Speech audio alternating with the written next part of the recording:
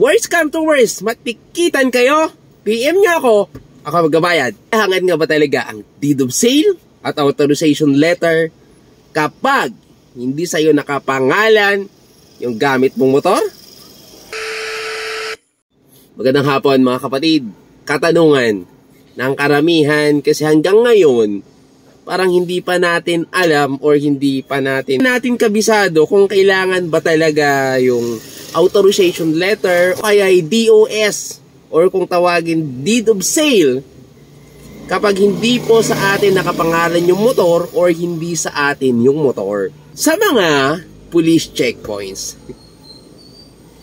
Okay, paglilinaw mga kapatid, once and for all. Ang kailangan lang po sa police checkpoints, updated license, updated OR, and certificate of registration. Pasok ka na po. Ngayon, may mga kapatid tayong mga pulis na naghahanap ng deed of sale, authorization letter. Wag na po kayo makipagtalo. Mga riders, mga idolo, mga boss. Wag kayo makipagtalo sa kapatid nating mga pulis na nanghihingi ng mga ganitong klaseng dokumento.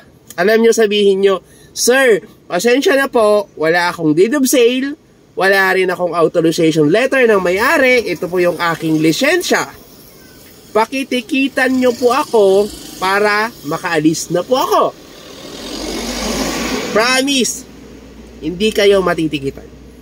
Worst come to worst, matikitan kayo, PM nyo ako magbabayad. That's it!